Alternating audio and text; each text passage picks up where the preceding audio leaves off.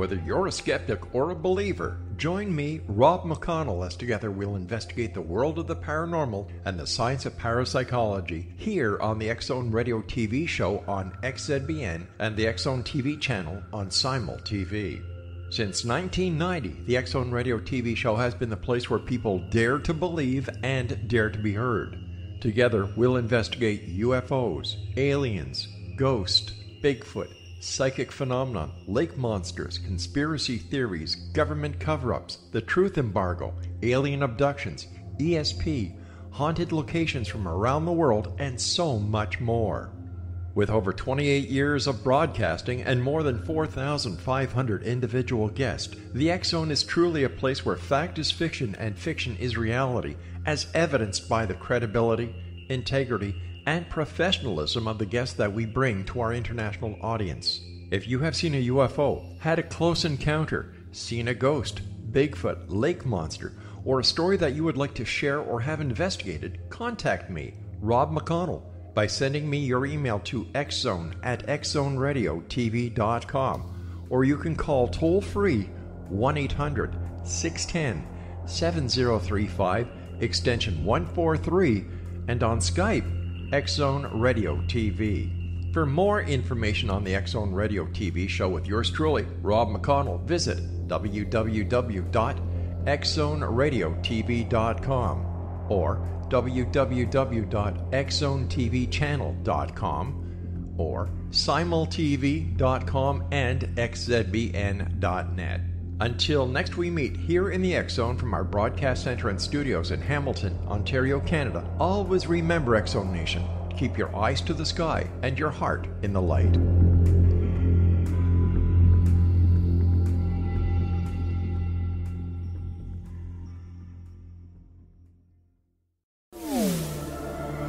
The X-Zone Radio Show with Rob McConnell is largely an opinion talk show. All opinions, comments, or statements of fact expressed by Rob McConnell's guests are strictly their own and are not to be construed as those of the X-Zone Radio Show or endorsed in any manner by Rob McConnell, rel-mar McConnell Media Company, the X-Zone Broadcast Network, its affiliated networks, stations, employees, or advertisers.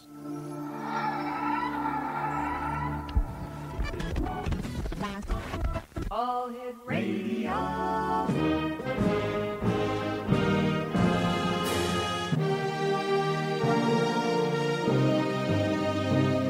Welcome to the X-Zone, a place where fact is fiction and fiction is reality. Now, here's your host, Rob McConnell.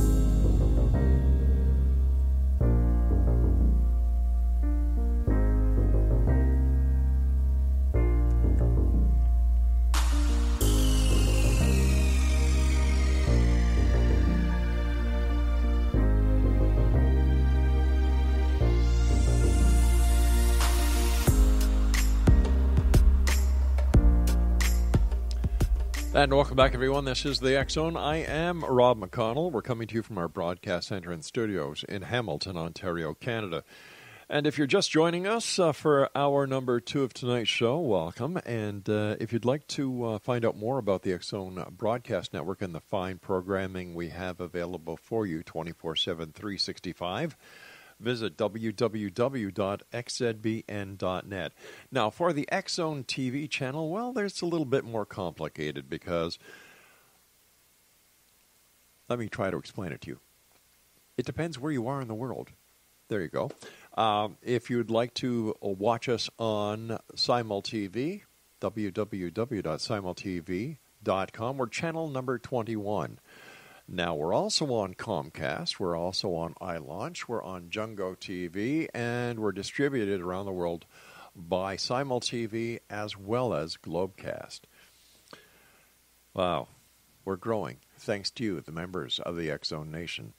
Our guest this hour is Nicole Strickland, and Nicole currently resides in California and has been innately intrigued with the paranormal since childhood, having thus studied the field for many years. She has been actively investigating historical landmarks and private residences for paranormal activity since the early 2000s, after a profound experience with the spirit of her beloved grandmother. Joining me now is Nicole Strickland. Nicole, welcome back to the X Zone. Great having you with us. Thank you so much for having me tonight. It's an honor to be back on. Thank you. Geez, you've got me blushing. Stop that. That's always a good thing, right? It is. For the listeners who did not have the pleasure of hearing you the last time, tell us a little bit about yourself and your quest within the paranormal. Oh, absolutely. So I have always told people that I think I was born into paranormal research. What I mean by that is I've always had an innate fascination and intrigue with the realm, and I was born in Huntington Beach, California. I'm currently living in San Diego now, and so I was born in Huntington Beach, and then my dad got a job in Las Vegas, Nevada, so I moved from Huntington Beach to Las Vegas, Nevada, and lived there until I was around 7 years old. And at that house that we lived in, I had some really odd experiences there that I couldn't explain. And my parents were very open to my experiences. I'm sure that they thought when I was around 3, 4, and 5 years old that I was probably, I guess, interacting with an imaginary friend.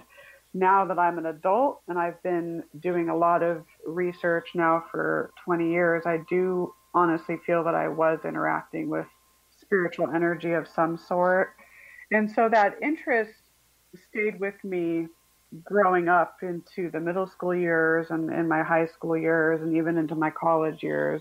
I got my hands on any book or article that I could read, and I had a very unexpected yet profound encounter the senior year of my college times at the University of Arizona. And it was one of those experiences that I never imagined that I would have. It just occurred. And so my mom's mother, so my maternal grandmother, and I share this story a lot on radio shows. So for those that haven't heard, she was diagnosed with congestive heart failure in 2001, so my senior year of college. And she called me, my grandmother, her name was Helen. Helen called me the day before she passed, just wanting to ask me how I was doing. And I told her I'm fine, busy with school. And I talked to her about 10 minutes and then hung up the phone. And then the next afternoon, I got a call from my mom letting me know that she had passed in the early hours. So of course I was extremely devastated. I was very close to Helen. And so I flew back out to San Diego to be with the family for a couple of days. And so once that weekend passed, I went back out to Tucson, Arizona, where the University of Arizona is based. And not right away did this start, but after about a week, I started experiencing odd phenomena in my apartment that I had never experienced prior.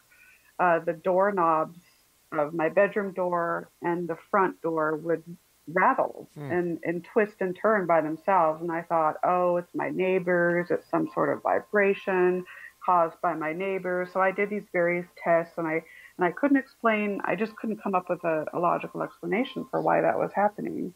And so after that, a couple of days later, I was in my bedroom and I felt a disembodied hand caress my face. And it felt as though it came from someone that I knew and loved. And I didn't see the hand or anything. It's just I felt it on my face. And that's when I started to connect the dots. Like, okay, it's my grandmother making an appearance here in spirit form. And so yet another few days went by, and the, I guess, culminating experience of it all occurred again. I was in my bedroom. I was studying for a midterm, and I noticed out of my peripheral vision this movement, this light. And when I looked up, I saw my grandmother standing there, solid, very solid, just like you looking at me or me looking at you. She looked about 10 years younger, slight smile on her face. It looked as though she was lit from behind, so had some sort of spotlight on her back. And it lasted, I want to say, about a good second, which is a long time for an encounter. And then she faded.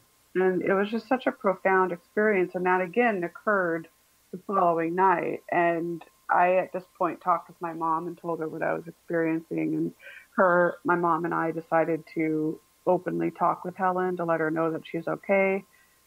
she's free to move on, the family's okay. And once we did that, those experiences stopped. So that was the most profound experience that actually catapulted me into wanting to investigate the paranormal and learn more about paranormal research and investigation. So I started after that working with different teams in the Southern California area. And then in 2009, I developed the San Diego Paranormal Research Society. And so I'm proud to say that we're one of San Diego's leading teams. We do a lot of cases here. We host tours of the Rancho Buena Vista Adobe. We're a very educational team. We offer presentations and classes about how to conduct an investigation. So, it's kind of like the rest is history, as they say. Yeah. So it's a journey. It's been a really good journey. Why do you think the paranormal is so popular these days? It's such a good question. I often I think about this every day, actually, and I don't know if there's some unexplainable reason, like maybe some universal cosmic reason for it. I know that it's more in our mainstream media, a lot of the television shows that people watch, there's more and more people getting into the field, so there's more information out there about it. So I think that plays a role. And I just think the interest is there for so many people now. And so I think that can be a beneficial thing, and then maybe not so beneficial. But I know it's constantly evolving, the field. So do you think we'll ever find the answers that we're all seeking? Oh gosh, again, I think about this too, almost on a daily basis. I'm not so sure. I mean, I question, is it supposed to remain elusive until maybe we're departed and we've reached that level? I don't know. I mean, I know that there's ways and there's more advances technologically to maybe where we can develop more hypotheses and methodology to test, but I'm not so sure if we're ever going to find the answers. We haven't yet. So, I think about that all the time. I often wonder if it's because we're not thinking outside of the box. We're trying to use modern technology, modern means, and modern techniques on a phenomenon that is so old that what we're using is totally antiquated and not applicable to what we're looking at. Listen, you and I have to... Excellent point. Excellent. Nicole, you and I have to take our first break. Please stand by. And Exo Nation, Nicole Strickland is our special guest this hour. If you'd like to find out more about the San Diego Paranormal Research Society, their website is San Diego paranormalresearch.com. And Nicole and I will be back on the other side of this break as we continue talking about the world of the paranormal and the science of parapsychology. And we're also going to talk to Nicole about her research that she's done into the RMS Queen Mary. I'm Rob McConnell. This is the X Zone, and we're coming to you from our broadcast center and studios in Hamilton, Ontario, Canada. Don't forget, every Tuesday night, the X Zone TV show on Cable 14 throughout Hamilton and surrounding areas. For more information, just go to xzonetv.com.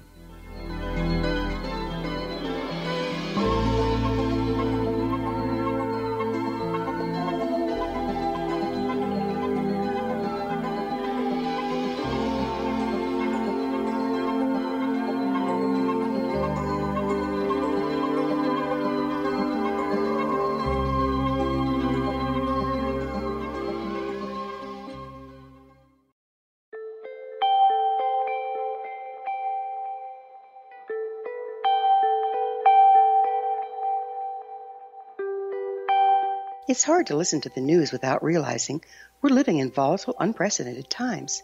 Yet never has there been such an opportunity to transform the human condition. As old structures fail, where can we find the guidance to co-create a better way? Find Your Path Home is an ever-evolving, leading-edge information, education, and healing resource center designed to support and guide you on your path to unity and enlightenment.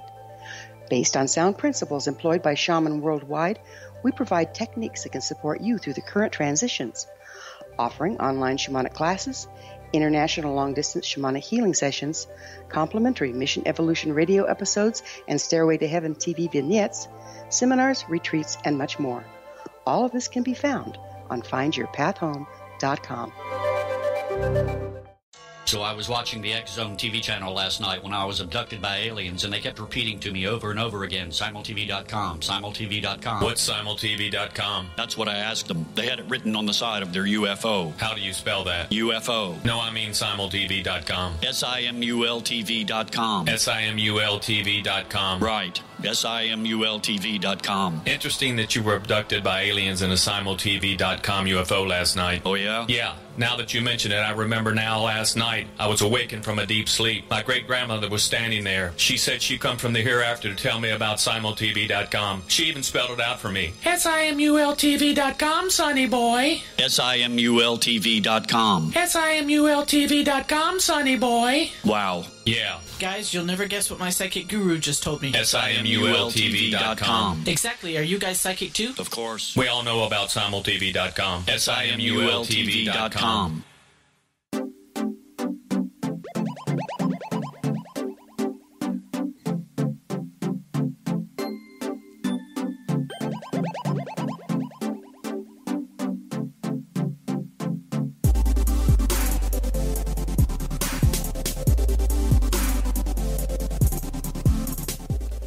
Welcome back, everyone. Nicole Strickland is our special guest. Her website is SanDiegoParanormalResearch.com. Speaking about the San Diego Paranormal Research Society, where, in your opinion, has been the most haunted place that you and your team have investigated? Oh, excellent question. I mean, we've concentrated on private residence cases throughout San Diego County. Mm-hmm. We're very selective with those types of cases for obvious reasons. In terms of historical cases, again, we've done many within San Diego County and beyond, such as the RMS Queen Mary. I would say for us, since we've spent 8 years here at this location, it's up in Vista, which is about 25 minutes north of San Diego, and it's situated right in between San Marcos and Oceanside, if you're familiar with the area. And that location is the Rancho Buena Vista Adobe. So it's one of the last remaining land ranchos here in San Diego. There's another one up there as well called Rancho Guajome. And we've spent, like I said, about 8 years now, going on 9 years at the Adobe. And we host our monthly Spirits of the Adobe historical / paranormal fundraising tours there. But we've also conducted our own private research as well. And my team's co-director, Ali Schreiber, and I have spent many hours inside this location. And my definition of a haunting is that there has to be some sort of historical connection that the ethereal entities have to that location. And I'm seeing this with the Rancho Buena Vista Adobe. So this landmark goes back to 1850 when Governor Pio Pico deeded it to Felipe Subria, who was a San Luis Rey Native American. And so since that time, from that time until 1989, when the city of Vista purchased the property, it has seen many owners, including noted Hollywood film director and producer Harry Pollard and his wife, silent screen actress Margarita Fisher, Isadora Bandini de Couts of the legendary Bandini family here in San Diego, Cave Johnson Couts, another pioneer in San Diego's history. So it's seen many owners and many residents throughout its time. And for some reason, we're seeing various types of paranormal activity there on a consistent basis, both visual, auditory, tactile, even and phantom smells even come in. And it's interesting because we've been able to collect some very profound, historically relevant audio files from this location.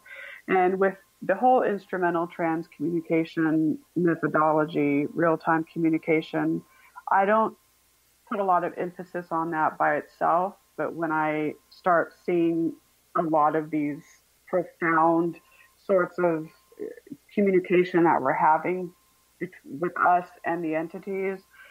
It's, I'm placing more emphasis on that. And for some reason, ITC seems to work really well at this location. We've had answers to some of our questions. We've been able to take certain responses that come through that are historically relevant, if you will, and we've been able to match those responses to actual history of the property. So I would say the Adobe's probably way up there on the list. And of course the Queen Mary as well. Sure, but let me ask you a question about the Adobe. Why is it some properties or some locations like the Adobe remain haunted, while other locations, the majority of locations, may be haunted, but the haunting doesn't remain? I think, I think that there's so many theories that may explain why. I know that here in Southern California, there's the whole ley line emphasis, and I know that there's a lot of those in and around the San Diego area. It could be a geological factor going on up there. There could be some sort of portal that exists on the property, if you will. I guess it depends on whether there's a lot of residual phenomena there or if it's mostly intelligent, which in our experience, there seems to be more intelligent interaction going on at the Adobe. And I'm sure that some of it's supposed to remain elusive. But, I know there's a theory that some places that are near water or near train tracks as well may have some heightened activity. And there are train tracks nearby the Adobe, but I think we're going in on a monthly basis, making an effort to communicate with the residents there. So maybe that in and of itself kind of keeps them going. So maybe it wouldn't be as active as, let's say, no team's ever gone in. So okay. I just think there's various different factors that can maybe explain why. Do you find, since you go in there on a monthly basis and you actively seek interaction with the spirits that are there, the ghosts, do you find that they are getting to be familiar with you and the other members of your team? Absolutely. This is something that Allie and I talk about a lot. And I would say when we first started, the activity and personal experiences that we had are from, I guess, when we first started up until now, it's a vast difference. I would say, especially in the last few years, we're able to go in and we will actually hear our names called, like, wow. Hi, Allie, hi, Nicole, just disembodied, if you will. And then, of course, EVP, sometimes, we don't hear it at the time, but it's captured on a recording device. We're able to almost recognize the same types of voices that come through for us on a monthly basis, which is very interesting. We've even had vocalizations coming through announcing names of past owners and or residents, such as Maria Antonia, which is she's one of the daughters of the Couts family. Isadora Bandini has come through announcing her name. There's an entity there by the name of Juan. We think that his remains were found in one of the rooms in the Adobe called the Major Domo room. But it's just so fascinating. So I think, yes, I do think that they're starting to know who we are, and they know that we go in there with respect, and they know that we go in there with good intent. And I think that makes them feel comfortable to come through for us and our guests. Well, I'm very happy to hear the way that you conduct yourself, because I've had the, I've spoken to so many of the new type of, they call themselves researchers, but I call them thugs, where they actually go in and they're disrespectful to the spirits and they're disrespectful to the property. Yeah. This is something that Allie and I, one of our ultimate core values is respect and reverence. I don't care what that entity was or how that entity was in life. Yeah. Assuming that entity is a deceased person like you and I. I mean, getting just the golden rule. going in, treating that location and them with respect is just absolutely necessary. Yeah, it breaks my heart that, the whole provocation and everything, it's terrible. Do you find that there are a lot more groups who are now using a demonic association with their research? Yes, and it's kind of a sore spot in my side. This is more for me as and the team. It's irritating to us, and I think there's so many people that aren't trained as researchers. Yeah. Maybe they're armchair ghost hunters, if you will. I don't even like to use that term, but they're watching these shows, right? Many of which want to give off the impression that the spirit world is nothing but evil and wicked and malevolent, and they take what they're seeing as face value, and then that gets their psyche going, and then before you know it, my team and other teams are getting requests saying, "Oh, I'm being attacked," and "Oh, there's a demon in my house," and I mean, the chances of that are so rare. Yeah. And it's sad because, in our experience, many of the encounters that we had are just anything but malevolent or negative. And so it really is a sore spot for us. Well, I guess it's because sensationalism seems to be the key word. And a number of these people Right. who go in for the demonic aspect are, they're trying to get their 15 seconds of fame on a television show, and in my opinion, they're doing it the wrong way. I can't agree with you more. Absolutely, it's so sad, and I think it's so disrespectful to the spirit realm.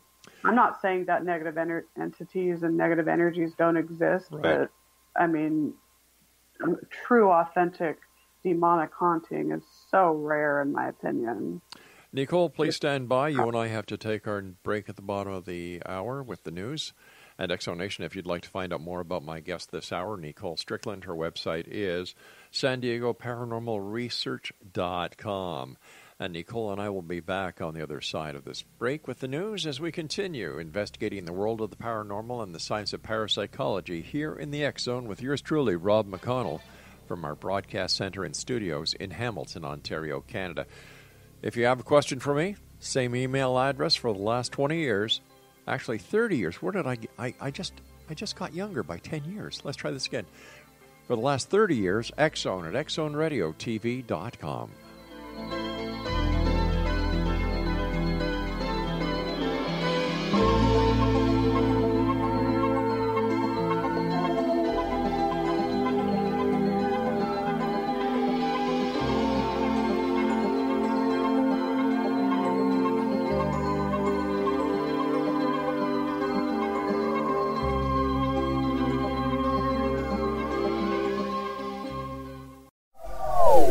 They are here, and they've been here for thousands of years, making their presence known in the shadows. They might be seen by a lonely motorist on a deserted road late at night, or by a frightened and confused husband in the bedroom he is sharing with his wife. But who are they? What do they want? Why are they here? Perhaps most concerning, has the government been aware of their presence all along? The new book by Ellie Marzulli, UFO Disclosure, the 70-year cover-up exposed, delves into the world of UFOs. Can full disclosure be soon? Order now and receive a free hour and 37-minute DVD on the UFO phenomenon. UFOs are real. Get both the book and the DVD, a $40 value, for only $19.99. To order your book and DVD today, go to lamarzulli.net. That's LAMARZULLI.net. Rob McConnell here, presenting an overview for Nicholas Paul Jennings, author of a fascinating book, Amen. It presents facts revealed by Egyptologists, facts that enable us to understand why Amen is the beginning of creation of God. It provides recommendations for religious leaders of the major religions to unify their beliefs and teach the Word of God. Love one another. Amen informs people how mankind conceived God. It was the Egyptians that developed the concepts of a soul, a hereafter, and Son of God. And finally, after the worship of many gods, they conceived the belief in one universal God, the maker of all there is. For more information, visit www.futureofgodamen.com. That's www.futureofgodamen.com. You have heard of the X Zone? Now watch it on Simul TV, plus 500 video games, live TV channels, free video on demand, worldwide, and more. Does this sound like tomorrow's television? Well, it is, but you can have it today, right now. It is Simul TV.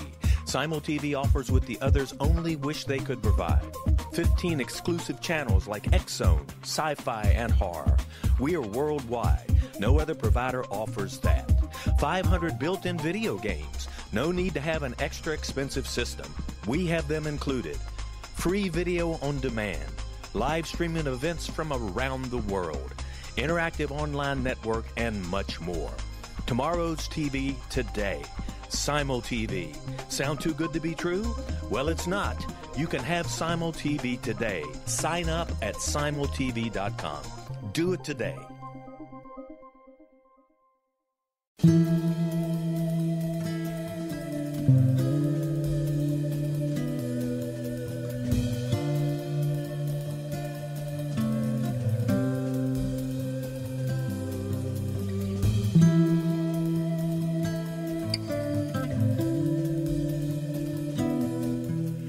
Welcome back, everyone. Nicole Strickland is our special guest this hour. Her website is www.san-diego-paranormal-research.com. You've done extensive research at the RMS Queen Mary. Can you tell us about that?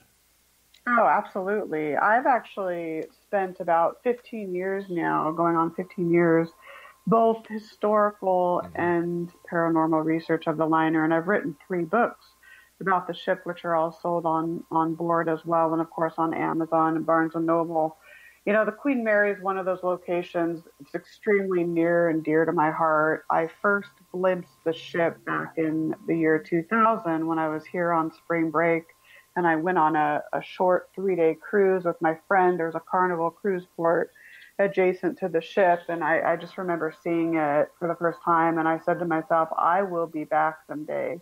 And so that day came around 2005, and I remember stepping on board on A deck, which is one of the hotel decks on board, and I just had this very, very strong feeling like I've been to the ship before, but that was my first time. A lot of people, there was someone that I met that does past life regression and seems to think I have some sort of past life with the ship somehow, and I think that might be a possibility. But it's just such a strong, like almost soul connection that I have to the Queen Mary. Very hard to put in words. But I have had the opportunity to conduct with various teams many different investigations in numerous areas of the Queen Mary. So as you know, it's now situated in Long Beach, has been there since December 9th of 1967. I've investigated the former first and third class pool, the aft engine room, the boiler rooms, the bridge area, many different staterooms on board, the wheelhouse. I mean, you name it, and I've been there. And it's one of those locations, I think, that is extremely haunted. If any location in the world had the key to explaining exactly what goes on, maybe in the spirit world, I think the Queen Mary would have one of those keys. But why? Why is it so? Why is it so haunted? Like, it has no dark history. It wasn't. It didn't sink. It wasn't involved in a wreck. You know. So why do you think the Queen Mary and not other ships?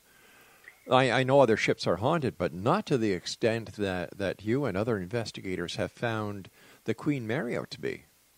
I think that there's an elusive reason that we're not supposed to know, that maybe only the ship knows. And some people may call me nuts for saying this, and that's fine. But in my experience, I think the ship is very much alive. You know, she has her own thoughts, her own emotions, her own feelings, and she communicates to certain people. She communicates to everyone, but she's drawn to certain people. And I think there's theories I think there's more than one reason and some of which is obviously going to remain elusive. But of course, it sits in a body of water. We know that water is a conductor for electricity. There's my friend Tony Ashland has a very interesting theory. He was a former crew member on board, and he does amateur radio operation. And he told me once, he said, Nicole, I think the Queen Mary is one big giant transmitter and receiver, because she has the EMF grounding plane in the bridge. She has miles of copper wiring. And in the former first and third class pool, there's quartz ceiling. There's bits of quartz on the ceiling. And so he said, that's all you need really to make a, like an amateur crystal radio sort of thing. And I said, God, that's so profound.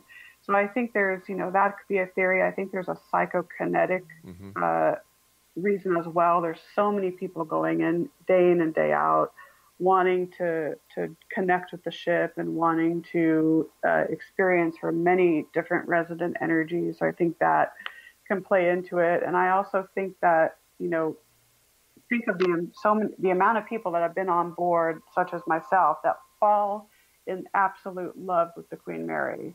I've talked with former crew, former passengers, even veterans that sailed on the ship during World War II. And they've, many of them have said, God, there's just something about the ship.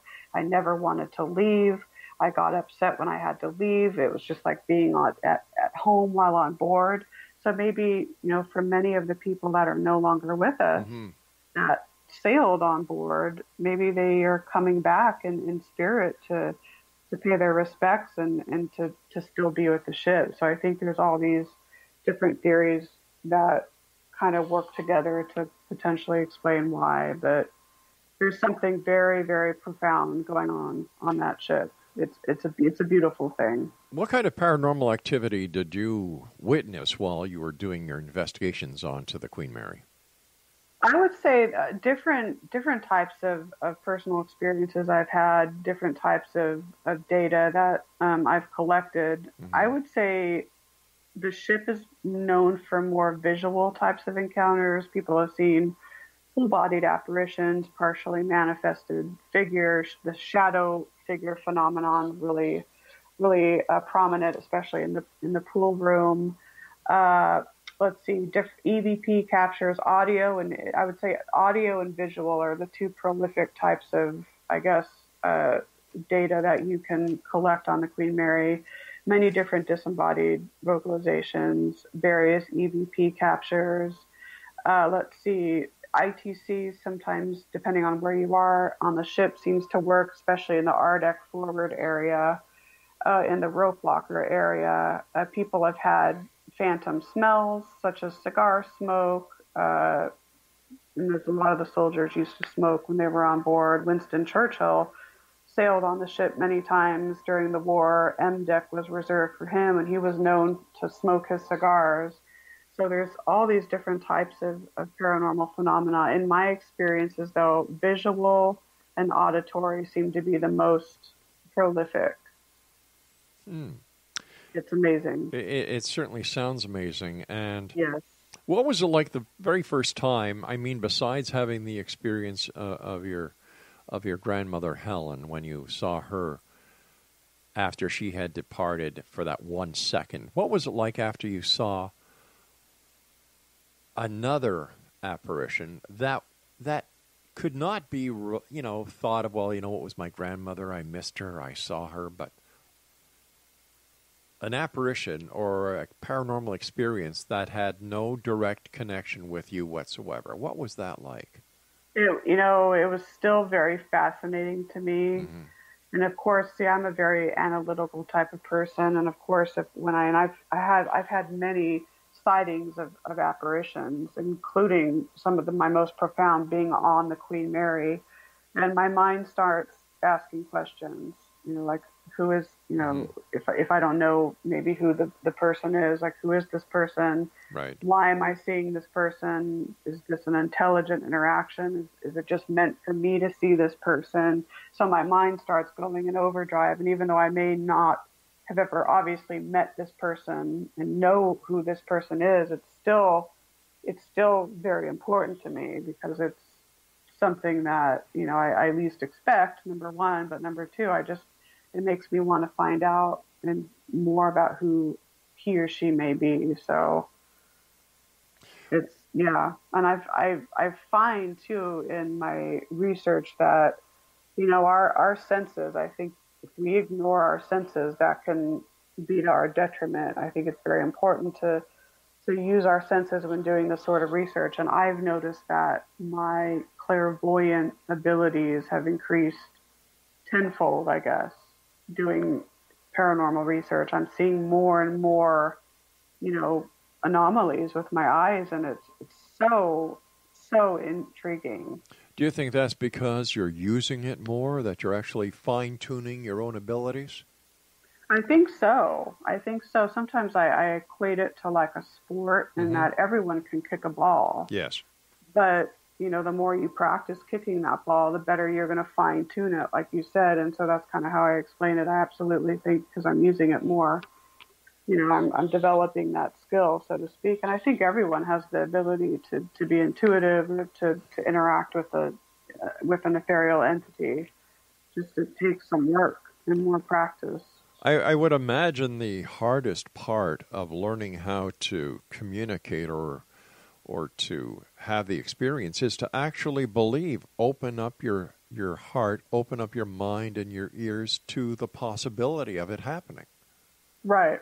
That's a big key right there, and I have done that. I mean, I think it's you have to be open-minded. There has to be a healthy dose of skepticism when doing this work. If you go in so closed-minded, you may be, in a sense, closing the door to having very profound, unique experiences.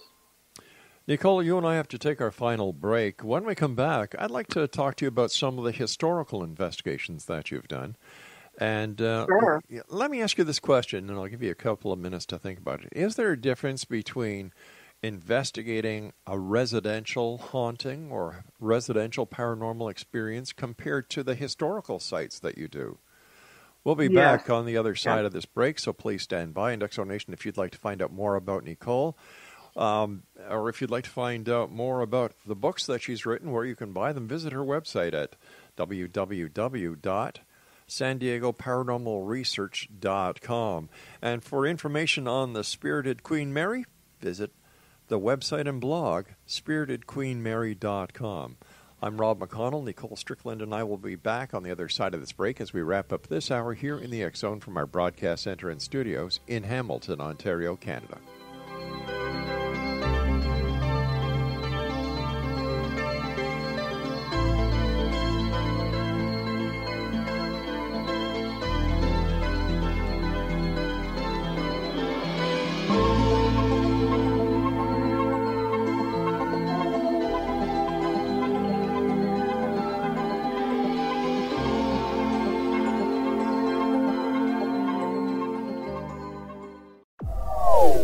They are here, and they've been here for thousands of years, making their presence known in the shadows. They might be seen by a lonely motorist on a deserted road late at night, or by a frightened and confused husband in the bedroom he is sharing with his wife. But who are they? What do they want? Why are they here? Perhaps most concerning, has the government been aware of their presence all along? The new book by L.A. Marzulli, UFO Disclosure, the 70-year cover-up exposed, delves into the world of UFOs. Can full disclosure be soon? Order now and receive a free hour and 37-minute DVD on the UFO phenomenon. UFOs are real. Get both the book and the DVD, a $40 value, for only $19.99. To order your book and DVD today, go to lamarzulli.net. That's LAMARZULLI.net.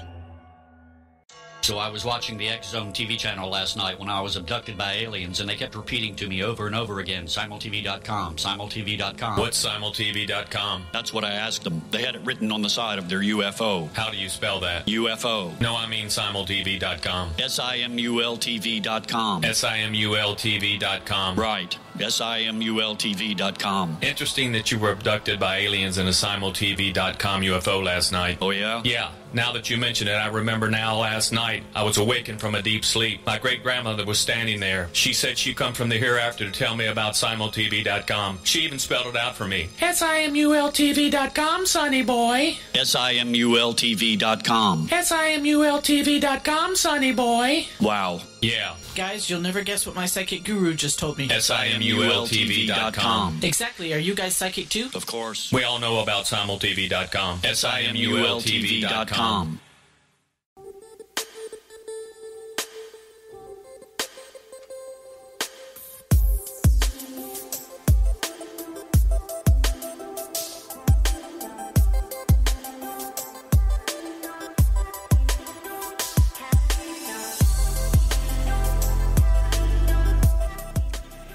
And before we get back to Nicole, I would just like to remind everyone that the X Chronicles newspaper is available for one and all with our compliments each and every month at xchroniclesnewspaper.com. And if you're somebody out there and you're looking for a paranormal researcher, if you're looking for somebody who deals with UFOs, whatever the case is within the world of the paranormal and the science of parapsychology, go to the X Zone directory of Who's Who. Now, it's online. We also have a digital version. We also have a print version. But go to the one online. The website is www.xzonedirectory.com/SINDEX.html. And you'll be able to use the search engine, look for the person that you're looking for, look for a group, look for a team in your area. No matter what you're looking for, it's right there. Now, if you'd like to have your team or yourself listed in the directory, xzdww.net.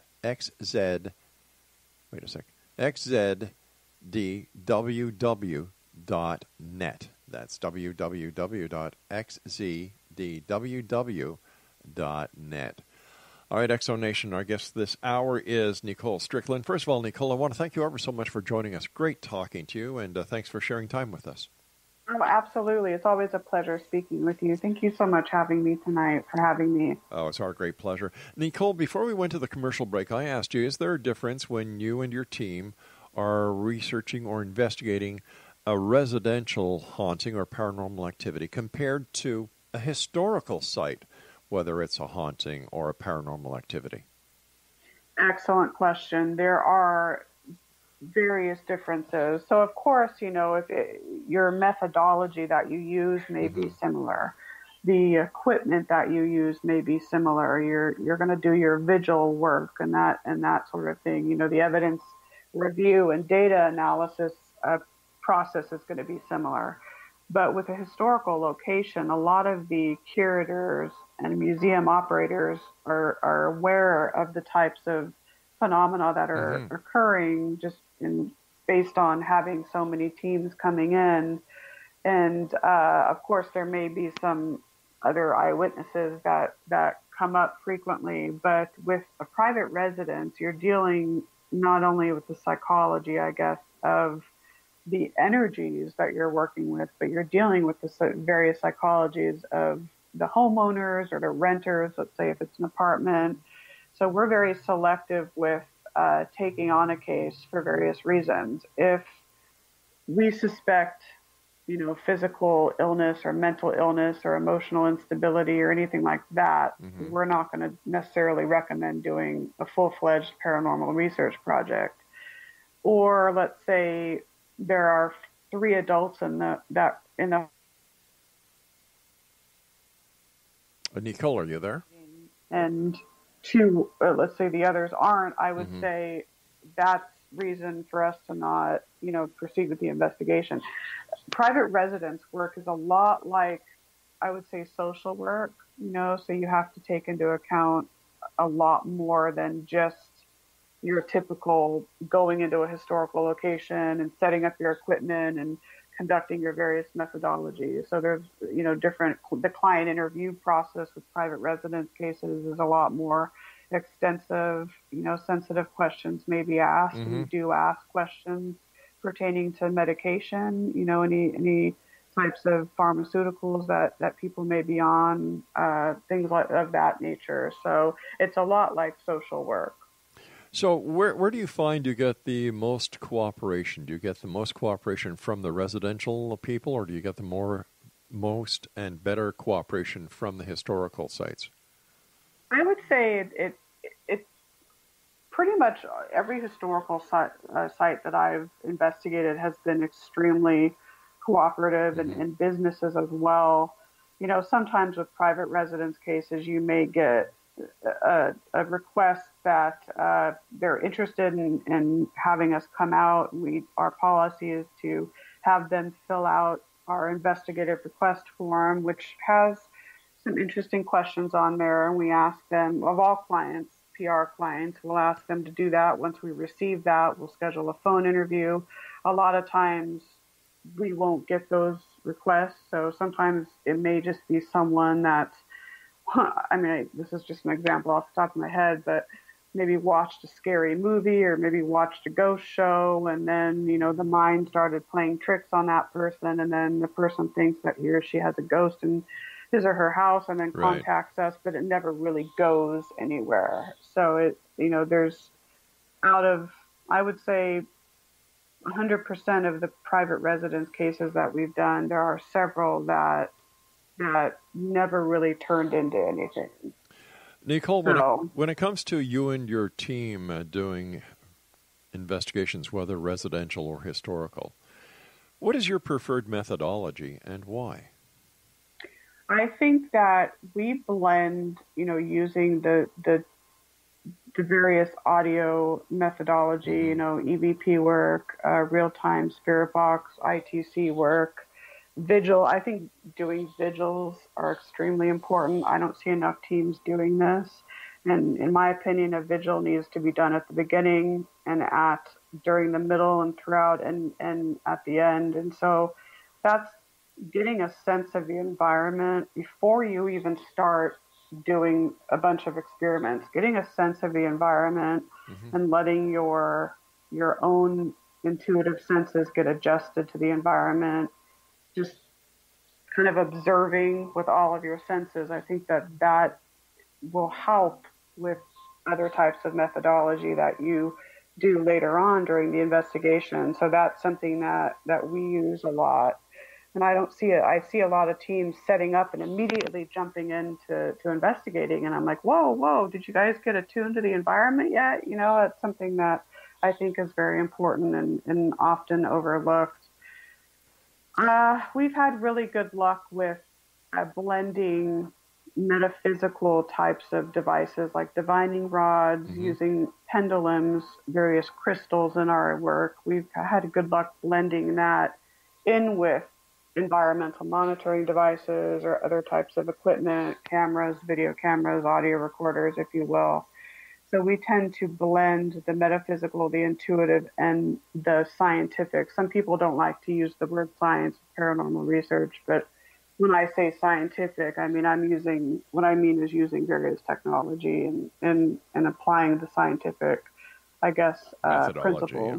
So that's what we use. I think by using all three of those, you get a more holistic, I guess, approach and a more broad approach to your research. Where do you see the investigations into the paranormal 10 years from now? Oh my goodness. You know, I think about this too. I think that we're at a crossroads. I think that the field can really advance, or it can be set back, obviously, due to the sensationalism and whatnot. I think that, and depending on if you're more of the ghost hunter versus the paranormal research, because there's a different psychological mindset between the two, in my opinion. But for us paranormal researchers, I think that more hypotheses are going to be tested, more methodologies are going to be developed, obviously more advances in technology that may work against us and may work for us. It just depends. I'd hope that there's more of a unified collaboration. I'm seeing kind of a discourse with, or kind of a what's the word I can't think of the right word, but I still see that lack of unity among groups, and I'm hoping that improves. Yeah, like I use an example when I talk to the different groups, as well as not only in the paranormal field, but in the Bigfoot and research, as well as UFOs. When I was a cop, we would share information with other law enforcement agencies, because the more people you have looking, the faster you're going to get to the results. And for the different groups not to want to share the information that they have because they want to have the smoking gun and they think that they're going to get all the glory, I find that childish. It is. Tell me about it. It absolutely is. I mean, there's the word that I use a lot is ego. It's like oil and water. It just doesn't. You can't be an egotistical, narcissistic type of team and expect to work well in this sort of environment. It just doesn't work. The time has come, my dear friend, when you and I must say so long, but let our listeners know how they can find out more about you and where they can buy your books. Sure. Well, my books are all on Amazon and like BarnesandNoble.com. And then if you're on the Queen Mary, my books are there. My 3 books about the ship are there. I'm on Facebook, so the SDPRS, Facebook.com/ our acronym SDPRS, and then I'm on Facebook, Facebook.com, Nicole PISD. I also have an author page on there as well. San Diego Paranormal Research.com, author Nicole Strickland.com. I'm on Twitter at SDPRS Nicole, and Instagram on Instagram at author Nicole. I'm like thinking about author Nicole Strickland for Instagram. So Nicole, we have to say so long, sweetie, but do me a favor, come back and visit us again. You bet. Thank you so much. You take care of yourself, and X-Zone Nation will have all the information on how you can contact Nicole on our website at XZoneRadioTV.com. I'm Rob McConnell. I'll be back after the news, and for those of you who will not be joining us, always remember to keep your eyes to the sky and your heart to the light. I'll be back.